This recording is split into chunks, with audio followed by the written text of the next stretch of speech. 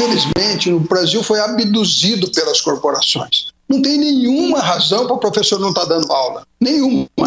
O profissional de saúde está indo trabalhar, o profissional do transporte está indo trabalhar, o profissional da segurança está indo trabalhar, o pessoal do comércio está indo trabalhar, só o professor que não quer trabalhar, não? Então, nós estamos votando, inclusive, no Congresso agora, um projeto de lei transformando a educação em serviço essencial.